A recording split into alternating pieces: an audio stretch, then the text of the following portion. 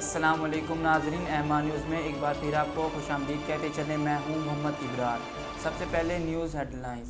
Supreme court کے احکامات کے معاملے پر CAA انتظامیہ نے برطرف 26 ملازمین بحال کر دیے۔ سول ایویشن اتھارٹی انتظامیہ نے برطرف ملازمین کی بحالی کا نوٹیفکیشن جاری کر دیا۔ CAA انتظامیہ کے مطابق بحال کیے جانے والوں میں 2 senior joint director, 1 deputy director اور 1 سینئر اسسٹنٹ ڈائریکٹر شامل ہیں۔ اسلام آباد ہائی کورٹ نے سابق چیف جج گلگت بلتستان رانا شمیم توہین عدالت کیس میں فرد جرم کی کارروائی مؤخر کرتے ہوئے سماعت 20 جنوری تک ملتوی کر دی۔ اٹارنی جنرل آف پاکستان خالد جاوید خان، معاون عدالت عبداللطیف افریدی، فیصل صدیقی اور ریما عمر بھی عدالت میں پیش ہوئیں۔ بہار میں بچوں کی اموات کا سلسلہ تاحال نہیں تھم سکا۔ تفصیلات کے مطابق سول ہسپتال مٹھی میں غذائی قلت اور مختلف بیماریوں کے باعث مزید 3 بچے دم توڑ گئے۔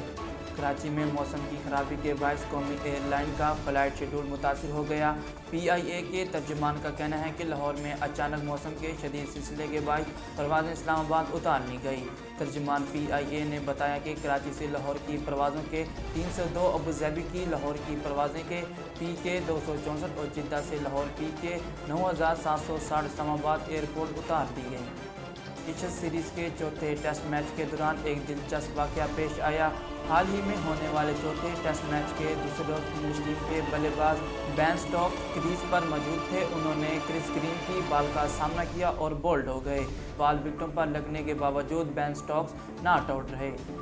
کرس گرین کی بال اسٹمپ پر لگنے کے باوجود بیلز نہیں گری، لیکن اسٹیلوی کھلاڑیوں کی اپیل پر امپائر نے سٹوکس کو آؤٹ قرار دے دیا۔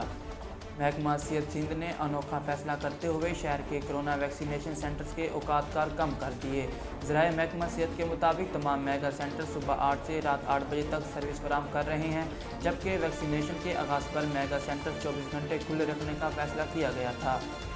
ذرائع کا کہنا ہے کہ محکمہ صحت سندھ نے عوام کی جانب سے ویکسینیشن میں عدم دلچسپی کے بعد یہ فیصلہ کیا۔